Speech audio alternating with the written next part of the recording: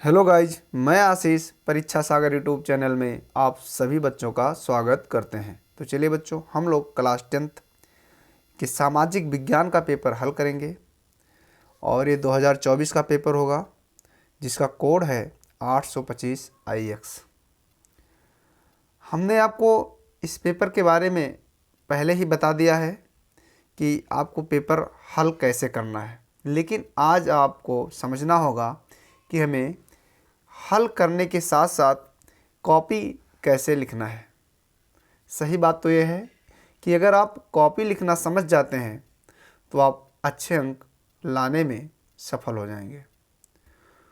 तो आप देखिए, आपको जो 20 बहुविकल्पीय प्रश्न हैं उसका जवाब बता दिया गया होगा, लेकिन एक बार पुनः देख लीजिए 20 बहुविकल्पीय प्रश्नों को।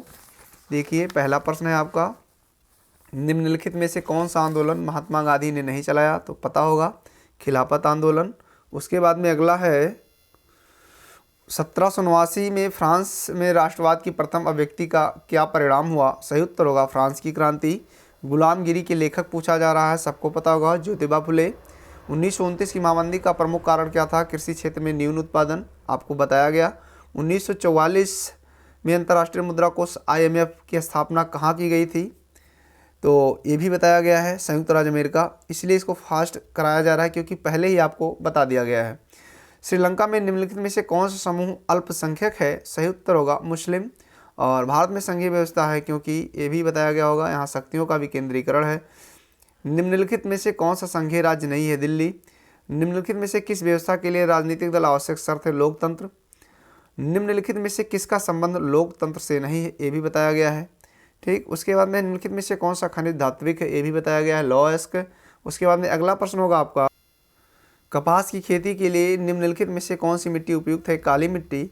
और निम्नलिखित में से कौन से उद्योग में कच्चे माल के रूप में बॉक्साइट का प्रयोग किया जाता है? एल्यूमिनियम। निम्नलिखित में से किसको सेवा क्षेत्रक कहते हैं? तृतीयक क्षेत्रक। सार्वजनिक क्षेत्र तथा निजी क्षेत्र के विभाजन का आधार है।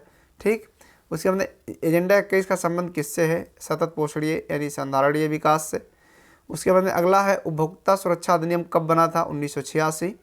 बांग्लादेश के ग्रामीण बैंक की शुरुआत कब हुई थी? 1980। निम्नलिखित में से कौन सा जैव संसाधन है? मत्स्य पालन उद्योग। और निम्नलिखित में से किस देश का मानव सूचकांक सर्वोच्च है? बार बार बताया गया, इस समय स्विट्जरलैंड है शीर्ष पर, लेकिन यहाँ आपके ऑप्शन में स्विट्जरलैंड नहीं है, तो हम लोग ऑप्शन के मुताबिक ही क्या लगाएंगे? श्रीलंका। सही उत्तर हो जाएगा। उसके बाद में अब हम जानेंगे हमें कॉपी कैसे लिखना है। ठीक, अब देखिए आपका अगला प्रश्न क्या है, भारत की आर्थिक और राजनीतिक स्थिति पर प्रथम विश्व युद्ध के प्रभावों का विश्लेषण कीजिए। ये 4 नंबर का है और आपको ये भी जानना आवश्यक है कि लगभग क्या दिया गया है? 80 शब्दों के अंतर्गत आपको आंसर देना होगा। यानी प्रश्नोत्तर नंबर 21 से लेकर और प्रश्नोत्तर नंबर 24 तक, यानी 21, 22, 23, 24, इन चारों प्रश्नों का आंसर आपको 80 शब्दों के अंतर्गत देना है, यानी 80 शब्दों में देना है, ऐसे समझ लीजिए। कितने शब्दों में? 80 शब्दों में। भारत की आर्थिक और राजनीतिक स्थिति पर प्रथम विश्व युद्ध के प्रभावों का विश्लेषण कीजिए। ये आपका रहा क्वेश्चन नंबर 21। अब देखिए 21 को हम कैसे सॉल्व करेंगे, खंडवा डाल लेंगे और ये देखिए ऐसा हमको डालना है कि एक पेज में पूरा हो जाए। ठीक, तो खंडवा डालेंगे, प्रश्नोत्तर संख्या 21 डालेंगे, उसके बाद में भारत की आर्थिक स्थिति पर प्रथम विश्व युद्ध के प्रभाव, यानी प्रश्न के मुताबिक हम क्या डालेंगे? हेडिंग। देखिए प्रश्न क्या है, भारत की आर्थिक और राजनीतिक स्थिति पर प्रथम विश्व युद्ध के प्रभाव का विश्लेषण। सेम वैसे डाला जाएगा आपका हेडिंग। ठीक, तो हेडिंग क्या है? भारत की आर्थिक स्थिति पर प्रथम विश्व युद्ध के प्रभाव। अब ऐसे हमें लिखना है, प्रथम विश्व युद्ध के परिणाम स्वरूप सरकार ने व्यक्तिगत आय और कॉर्पोरेट मुनाफे पर कर बढ़ा दिए, सैन्य व्यय में वृद्धि और युद्ध सामग्री की मांग के परिणाम स्वरूप। अगला है आपका, आगे है, परिणाम स्वरूप कीमतों में तेज वृद्धि हुई जिससे आम जनता को नुकसान हुआ। प्रथम विश्व युद्ध के दौरान भारत सरकार का रक्षा व्यय, यहाँ नाटकीय नहीं, यहाँ रक्षा व्यय होगा, नाटकीय रूप से बढ़ गया। आप दोनों तरफ बराबर हाशिया छोड़ेंगे। देखिए हमने यहाँ पेज को मोड़ दिया है, देखिए। ठीक, राजनीतिक स्थिति, क्योंकि यहाँ हमसे पूछा गया है प्रश्न में राजनीतिक स्थिति। ये देखिए क्या पूछा जा रहा है? राजनीतिक स्थिति, और प्रथम विश्व युद्ध के प्रभावों का विश्लेषण। तो हेडिंग क्या पड़ेगा? राजनीतिक स्थिति। प्रथम विश्व युद्ध ने भारत की राजनीतिक स्थिति को गहराई से प्रभावित किया।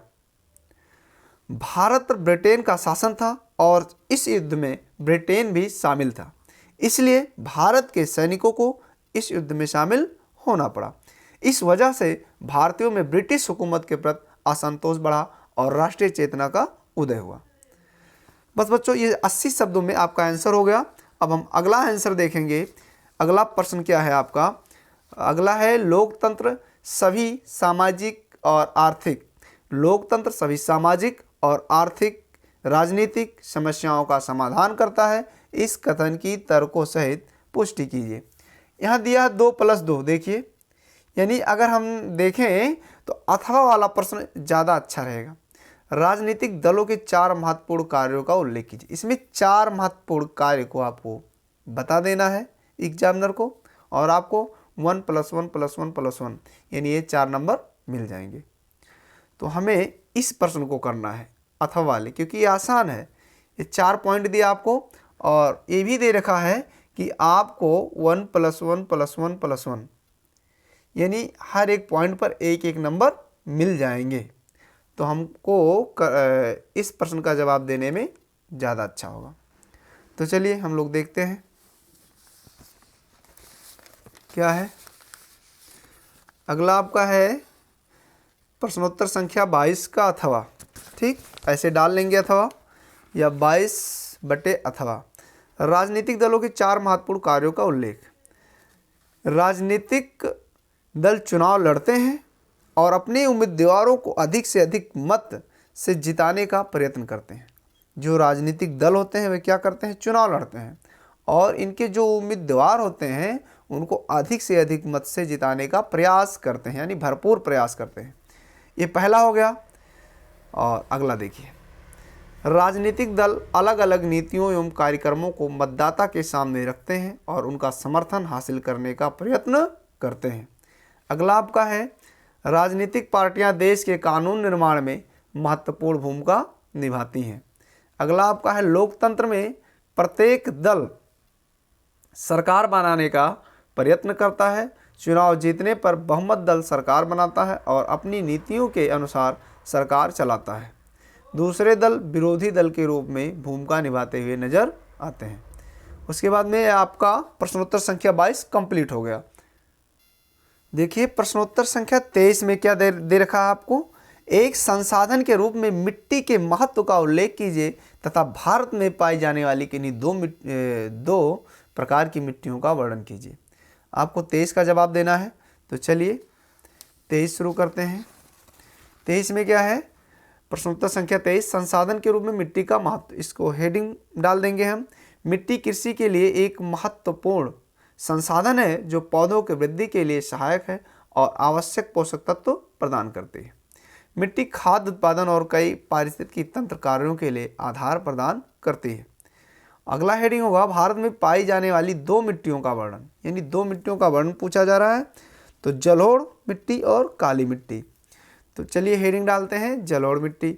यह मिट्टी बहते पानी के साथ जमा होती है। यह मिट्टी भुरभुरी और ढीली होती है। यह मिट्टी नदियों के किनारे पाई जाती है। ये जलोढ़ मिट्टी के बारे में आप बता देंगे। फिर दूसरा है आपका काली मिट्टी। दूसरा हेडिंग ऐसे डाल देंगे आप। ठीक,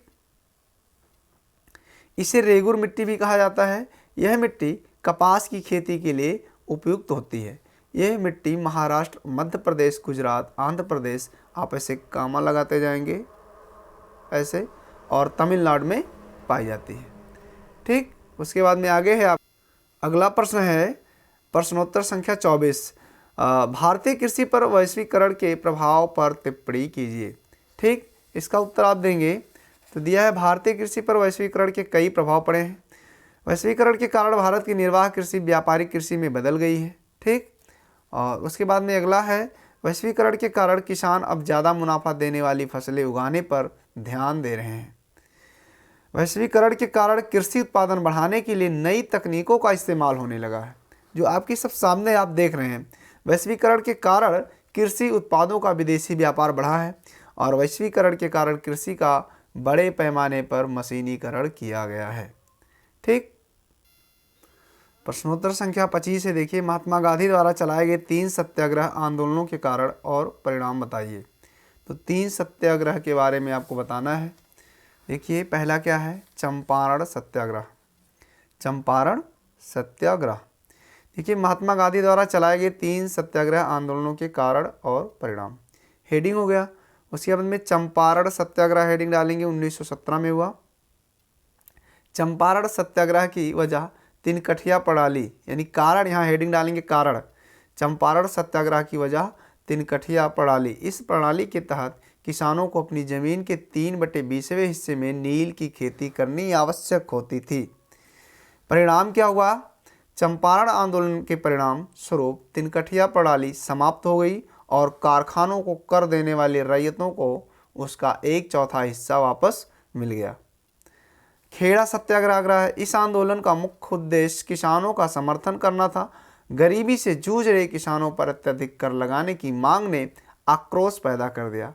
उनकी दुर्दशा को देखते हुए महात्मा गांधी, जो हाल ही में दक्षिण अफ्रीका से भारत लौटे थे, उन्होंने हस्तक्षेप करने का फैसला किया। इसका परिणाम क्या होता है, देखिए ब्रिटिश सरकार ने इस समझौते को स्वीकार कर लिया था और सभी किसानों को ज़मीनें जब्त कर ली, सभी किसानों की ज़मीनें जब्त कर ली। हालांकि अंग्रेज़ों ने 1919 का जो कर था उसका निलंबन कर दिया और जब्त ज़मीन को वापस कर दिया। उसके बाद में अगला है व्यक्तिगत सत्याग्रह। 3 सत्याग्रह के बारे में हमें जवाब देना है। व्यक्तिगत सत्याग्रह 17 अक्टूबर 1940, कारण अगस्त प्रस्ताव की विफलता के बाद भारतीय राष्ट्रीय कांग्रेस ने महात्मा गांधी के नेतृत्व में व्यक्तिगत सत्याग्रह शुरू किया। किसके नेतृत्व में, महात्मा गांधी के। इस आंदोलन का मकसद था कि सरकार कांग्रेस की मांगों को शांतिपूर्ण तरीके से मान ले। इसका परिणाम क्या हुआ, इस आंदोलन ने आम लोगों को ब्रिटिश नीतियों के खिलाफ अपनी असहमति जाहिर करने का मौका दिया।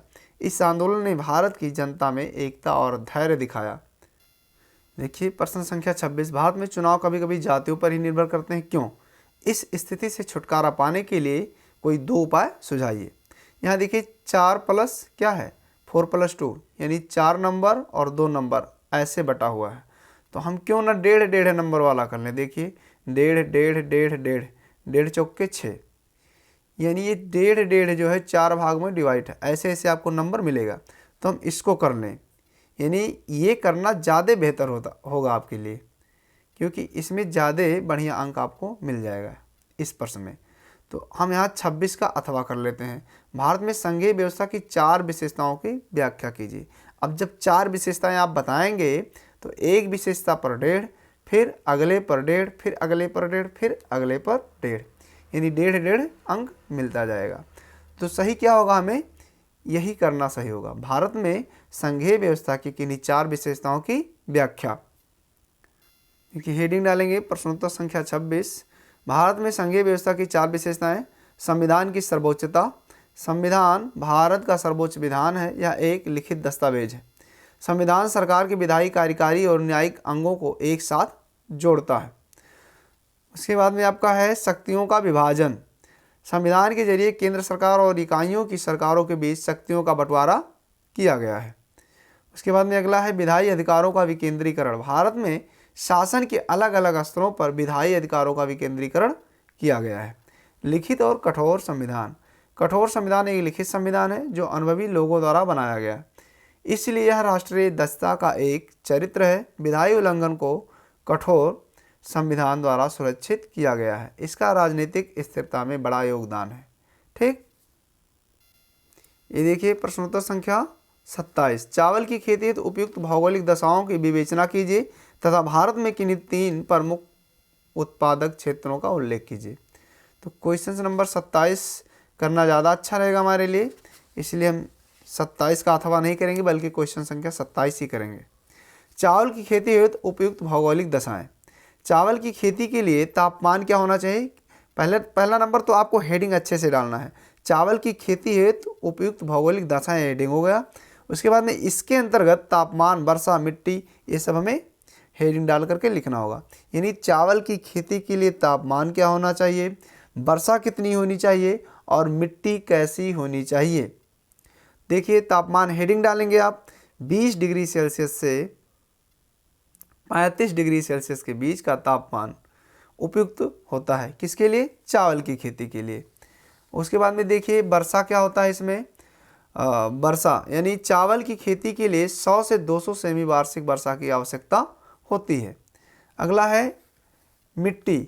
चावल की खेती के लिए दोमट मिट्टी सबसे अच्छी मानी जाती है। ठीक। उत्पादक क्षेत्र देखिए पश्चिम बंगाल, उत्तर प्रदेश और पंजाब, यहाँ चावल का उत्पादन अच्छे ढंग से होता है। पश्चिम बंगाल भारत में सबसे ज़्यादा चावल खाने वाला राज्य पश्चिम बंगाल है। ठीक। पश्चिम बंगाल को हम क्या कहते हैं? भारत का चावल का कटोरा कहा जाता है। देखिए प्रश्नोत्तर संख्या 26, 27, 28, ठीक, यानी 25, 26, 27, 28, ये 6 अंक का है। इसलिए इन प्रश्नों का जवाब हमें 150 शब्दों में देना है। और हम वही आपको बता रहे हैं कि 150 शब्दों के अंतर्गत आप ऐसे ही लिखेंगे, नहीं तो आपका वहाँ टाइम मैनेजमेंट नहीं हो पाएगा। तो चलिए अब अभी 27 ही चल रहा है, यानी आपने पश्चिम बंगाल के बारे में जान लिया। अब उत्तर प्रदेश हेडिंग डाल लेंगे। उत्तर प्रदेश में चावल की खेती का क्षेत्रफल करीब 30 लाख हेक्टेयर है। उत्तर प्रदेश का चंदौली जिला चावल का कटोरा कहा जाता है।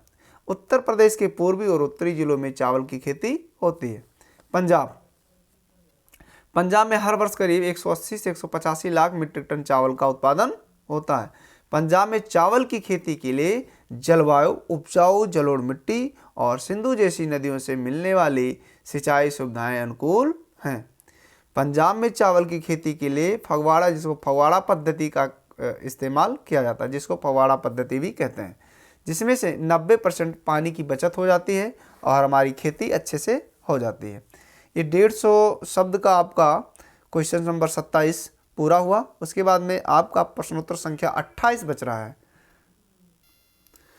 प्रश्नोत्तर संख्या 28 है, विश्व व्यापार संगठन WTO के क्रियाकलापों का वर्णन कीजिए। ठीक, तो चलिए इसको हम देखते हैं। प्रश्नोत्तर संख्या 28 डालेंगे, विश्व व्यापार संगठन के क्रियाकलाप। विश्व व्यापार संगठन WTO के कुछ मुख्य क्रियाकलाप हैं जो निम्नलिखित हैं। विश्व व्यापार संगठन WTO का काम अंतर्राष्ट्रीय व्यापार के लिए क्या बनाना है?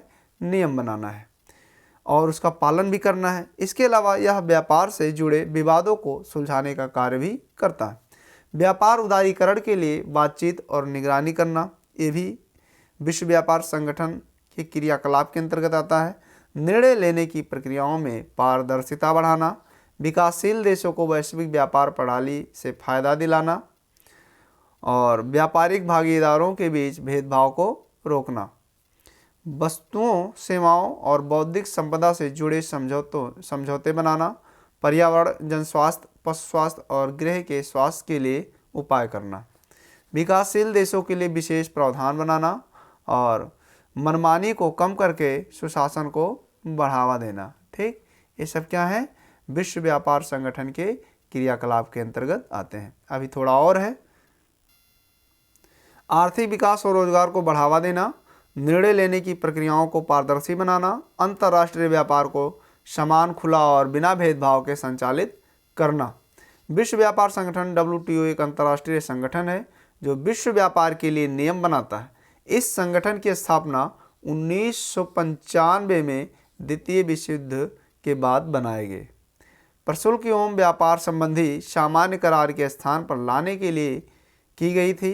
वर्तमान में इसके 164 सदस्य देश हैं। सभी फैसले सर्वसम्मति से लिए जाते हैं, यानी सबके सहमति से। यही सभी WTO समझौतों के लिए विवाद समाधान प्रक्रिया के कार्यान्वयन और प्रभावशीलता एवं WTO विवादों पर दिए गए फैसलों के कार्यान्वयन की देखरेख करता है। बस बच्चों, आज इतना ही। तब तक के लिए जय हिंद। उसके बाद में आपका मैप बच रहा है, उसको भी बता दिया जाएगा। इसमें कुछ है नहीं मैप में, आप देख लीजिए। ये देखिए, वह स्थान जहाँ भारतीय राष्ट्रीय कांग्रेस का अधिवेशन सितंबर 1920 में हुआ था। तो ये आप आधा नंबर तो मिलेगा जब मैप में स्थान देंगे और आधा नंबर जो आपको लिखना होगा। तो ये कहाँ हुआ? कोलकाता। वह स्थान जहाँ महात्मा गांधी ने नमक कानून तोड़ा, तो सबको पता होगा। ये 6 अप्रैल 1930 में नौसारा जिला था नवसारी जिले के डांडी में यानी गुजरात में। ठीक, सही उत्तर होगा। अब आपको वहाँ भरना होगा मैप में। वह नगर जहाँ जलियांवाला बाग हत्याकांड हुआ, ये कहाँ हुआ? अमृतसर, पंजाब, यानी अप्रैल 1919 में। वह जनपद जहाँ चौरी चौरा की घटना हुई, तो ये कहाँ घटित हुई थी? ये आप गोरखपुर में। ठीक, चौरी चौरा नामक स्थान पर 4 फरवरी 1922। बिहार के चंपारण जिले में देखिए क्या हुआ था, महात्मा गांधी ने किसान सत्याग्रह आंदोलन चलाया था।